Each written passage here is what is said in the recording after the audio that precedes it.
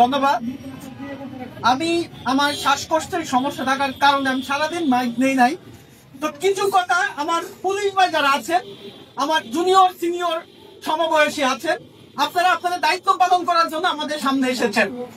একটা বার চিন্তা করেন, একটা বার চিন্তা করেন, 23 বছর পড়াশোনা করে বিভিন্ন বিশ্ববিদ্যালয় থেকে পোস্ট গ্রাজুয়েট কমপ্লিট করে আজকে আমাদের এই অবস্থায়।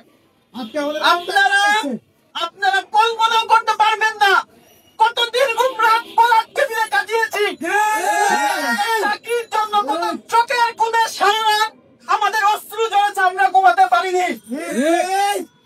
আমরা কি যোগ্য নয়? আমরা প্রিলি রিটেন পাইবা দিয়ে 18 লক্ষের মধ্যে মাত্র 2.7% উত্তীর্ণ হয়েছি। আপনাদের আমি একটা গল্প শোনাতে চাই।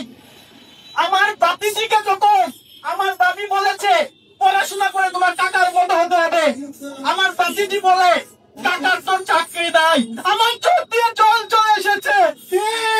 আরে আমি কি করবো? আমার সহজ সরল বাবা পাইমা পাস করার পর উনি আনন্দ অনেককে বৃষ্টি খাইয়েছে।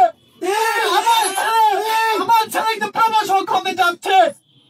জন্মের পর থেকে উনারা কষ্ট করে আমাদেরকে এই পর্যন্ত নিয়ে এসেছে। উনারা চাইছে না আমরা এখন উনাদের দায়িত্ব নেই। আমার অসুস্থ বাবা, আমি আপনাদের কেমন বোঝাবো? উনারা চাইছে না এখন আমরা কোনো একটা জায়গা থেকে উনাদের হাল ধরি। সমাজ চাই এই ছেলেটা শিক্ষা হয়েছে, এই ছেলেটা শিক্ষিত হয়েছে, ছেলেটা আমাদের হাল ধরবে। আপনারা জানেন আমরা পাচ্ছি না, চিল্লায় কান্না করতে, শুধু বুকটা আমাদের ভিতর থেকে ফেটে যাচ্ছে। 2.5 বছর আমরা কষ্ট করেছি পড়ার টেবিল থেকে, 2.5 বছর। কত নির্ঘুম রাত আমরা পড়ার টেবিলে কাটিয়েছি, আপনারা কল্পনাও করতে পারবেন না। 100 জনের মধ্যে মাত্র 2.7 জন 100 জনের সাথে লড়াই করে এসেছি। এইখানে অনেকেই আপনারা বিশ্বাস করবেন না টাকা দাম করে এসেছে এইখানে নিজেদের অধিকার নিজেরা অর্জন করার জন্য। কত কষ্টে আপনারা আপনাদের দায়িত্ব পালন করতে এসেছেন একবার বুঝেন। এখন আমি চিল্লায় কান্না করতে পারতাম, আমাদের হৃদয়টা পাথর করে দিছে, ওইভাবে কান্নাও করতে পারি না, কিন্তু ভিতরটা শেষ। আমি স্পষ্ট পুলিশ ভাইদেরকে এখানে বলতে চাই, আমি 16,000-এর দায়িত্ব নিয়ে আমি কয়েকজন প্রতিনিধি নিয়ে এখানে এসেছি। আপনারা তদন্ত করে দেখেন, উনাদের কাছে যথেষ্ট সুন্দর থাকার পরেও 2.5 বছর পর আমরা এই পর্যন্ত এসেছি, ওনারা আমাদেরকে সুপারিশ করবে না। কেন করবে না? একটা তদন্ত কমিটি সরকার গঠন করে এনটিআরসিকে তালাশ করুক, কেন তারা করবে না? কি আমাদের অপরাধ? টপ লেভেলের মার্ক নিয়ে হাজার হাজার শিক্ষার্থী আজকে সনদ পাওয়ার পরেও সুপারিশ থেকে বঞ্চিত। আপনারা কি জবাব দিবেন আমাদের? আমরা কি অবৈধ কোনো দাবি দিয়ে আপনাদের কাছে এসেছি? 2.5 বছর পড়াশোনা করে 18 লক্ষের সাথে লড়াই করে আমরা এই পর্যন্ত আমরা এসেছি। সমাজের প্রতিটা পদে পদে আমরা এখন শিক্ষিত বেকার।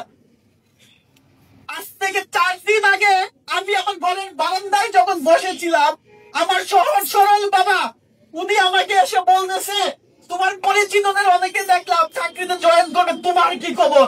আমাকে জবাব দিতে পারবে? আমি ওই বাবাকে তখন কি উত্তর দিব? জবাব দিতে? আরে আপনার মতো পুলিশ আমারও ভাই আছে একজন, আপনার মতো পুলিশের ভাই যেও পড়াশোনা করছে আজকে একদিন এই পর্যায়ে আসবে।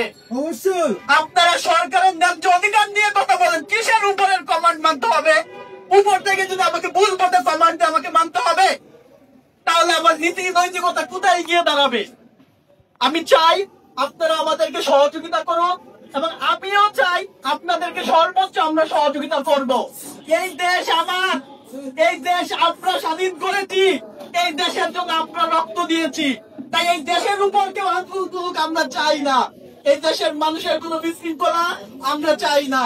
এই দেশে আইন শৃঙ্খলা বাহিনী তারা রাত্রির নিরলস পরিশ্রম করে আমাদের সাথে, আমরা তাদের কোন রকমের হেনস্থার শিকার হতে দিতে পারি না।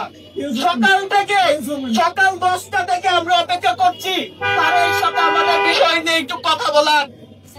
কিন্তু দুঃখের বিষয় এখন পর্যন্ত আইন শৃঙ্খলা বাহিনী ব্যর্থ আমাদেরকে স্যারের সাথে সাক্ষাৎ করিয়ে দেওয়ার জন্য।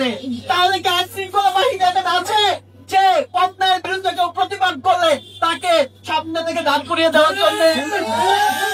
তাহলে কি আমরা ধরে নিব 24-এর পরে এখনো আইন শৃঙ্খলা বাহিনী তারা নিজেদের ন্যায় পরায়ণতা নিজেদের মধ্যে সৃষ্টি করতে পারেনি? 24 থেকে এখনো শিক্ষা নেয়নি। আমার কোটা আন্দোলনে প্রথমে 4-5 জন ছিল, পরে কিন্তু আর 5 জন ছিল না। আমরা স্পষ্ট জানিয়ে দিতে চাই, আপনারা 16,000-কে ঢাকায় আনতে বাধ্য করবেন না। দেশের মানুষের জনগণের কোনো বিশৃঙ্খলা সৃষ্টি করবেন না। আমার সরকারের উপর কাউকে আঙুল তুলতে দিবেন না।